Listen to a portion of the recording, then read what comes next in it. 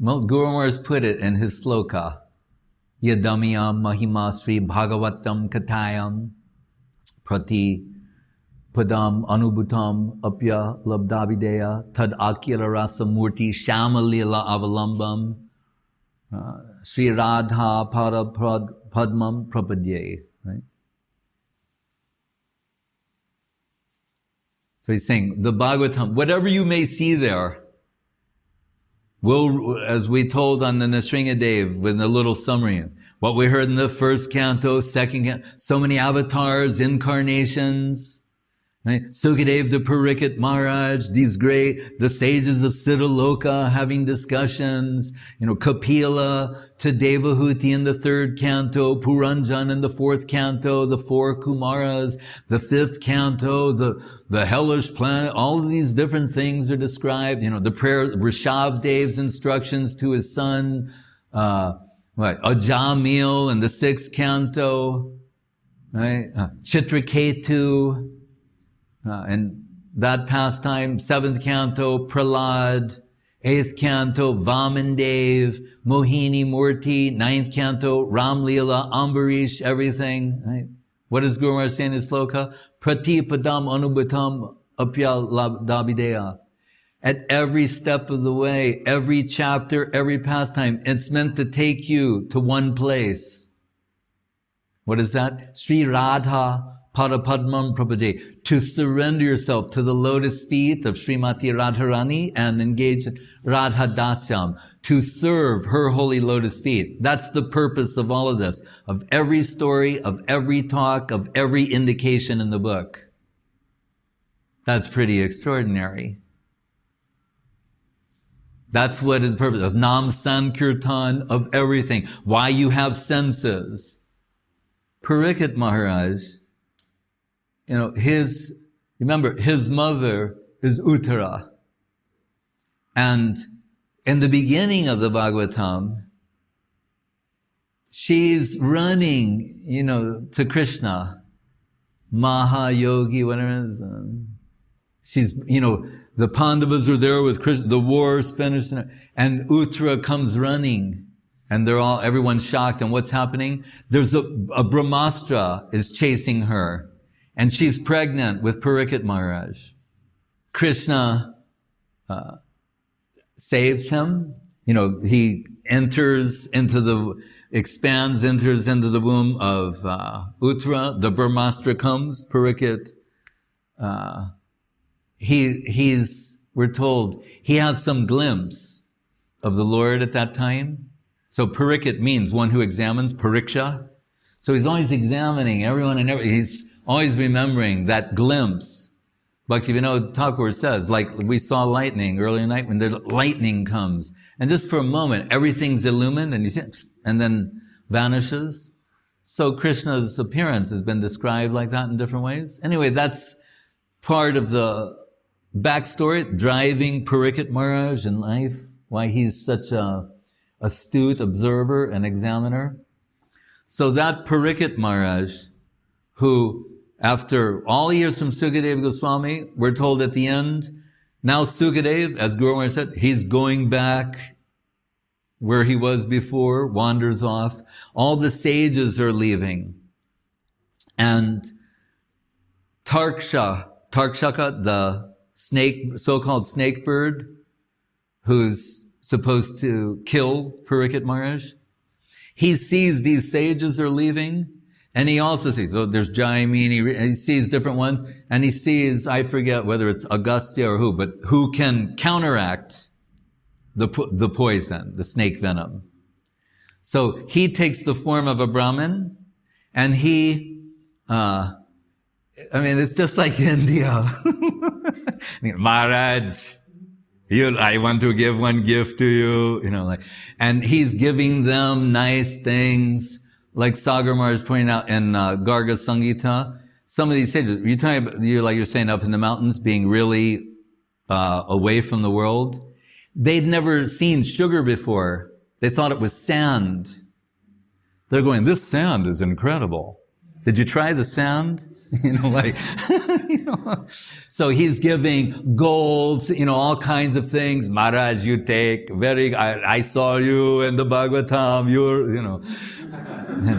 and they're going, this is my situation, He gives them gifts and gets them away from there. Now that everybody's gone, except Jaimini Rishi is hiding in the bushes, there's always one really smart person hiding in the bushes. It's just the truth. So he's hiding in the bushes. Then the Tarkshaka, the snake bird, he comes in the form of a Brahmin. Maharaj, Parikshit Maharaj, I give my Dandavat Pranam. He said, just Dandavat. And he bows down, and then his teeth come out. Like the vampire, the teeth come out, and he bites him on the lotus foot. But this is how the Bhagavatam. Someone say, I heard another. Yeah, there are other versions in other Puranas and other places. And Guru Maharaj says it's like hypnotism. As the hypnotist compels one to see, that you will see. This is the description in the Srimad Bhagavatam. So then, but before that, just think, those sages, they left, he placated them, and then he comes. How much time could that be? From them going to him coming, giving his dandavat and biting the lotus feet of Parikshit Maharaj and infusing venom, injecting venom, and his body explodes in flames.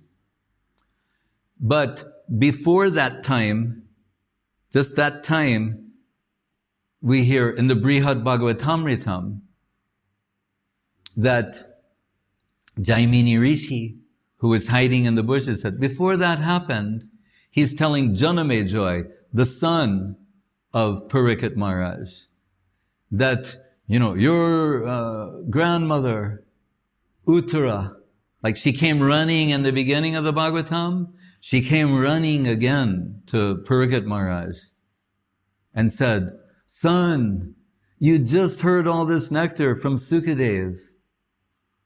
Can you share some, with your dear mother? So then Parikshit Maharaj says,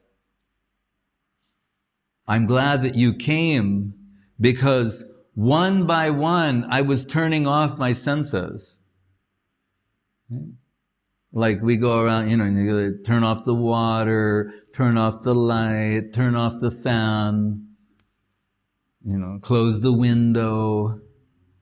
So he said, I was just going to shut down all my senses. Because by the time Tarkshaka gets there, Parikshit Maharaj, what's left is really a body. He's maintaining it, but he's completely, at that point, disconnected from his body. So he's biting the body, burst in flames. But Parikshit Maharaj, he's extraordinary. But so then Uttara sits there, and then we hear, and it was also indicated earlier in the Bhagavatam, and Sanatana Goswami reveals that, in this one sloka, mystic sloka, where all these great divine ladies are mentioned, and her name is there, but there's another name there that can indicate her, so that means that her name, in a sense, is indicated twice, which is a way of, in a subtle, mystical, encrypted way, saying she has some extraordinary qualities and capacity as an intended recipient of Madhura Rasa. So she's the one who says to, Parikshit Maharaj speaks the whole Brihad Bhagavatamritam to. That was overheard. Jaimini Rishi's in the bushes. He's telling Janamejoy what Parikshit Maharaj told your grandmother.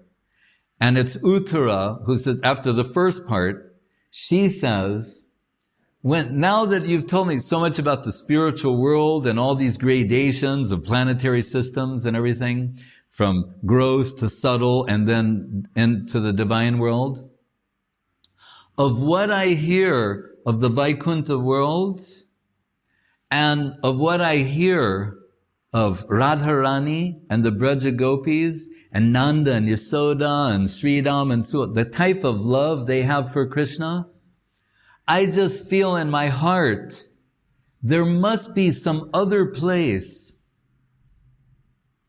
where they live to accommodate them. Because although the Vaikuntha world is so beautiful and extraordinary, and what I've heard you describe and what we hear in the scriptures and what the great sages say, but when I hear about them and the kind of love and affection they have for Krishna, I'm just convinced. I don't know some shastra to quote or something, but in my heart, it's telling me that there's another world that they live in.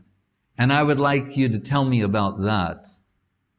And then that's why the second half is the Goloka Mahatmya, where Goloka, first is different. Anyway, we can't go into all of that. But so we can understand she's extraordinary, Parikshit Maharaj is extraordinary, the expansion and contraction of time and space between the time Tarkshaka placated the sages and goes to bite the lotus feet of Parikshit Maharaj. Uttara came running in and he spoke the whole Brihad Bhagavatamritam to her. So, if that's possible, what is not possible? And those divine personalities who are selected, cast to play these parts, how extraordinary they must be. And, it's far beyond the judgment of a fallen soul like myself. But we can understand they're extraordinary. Hare Krishna.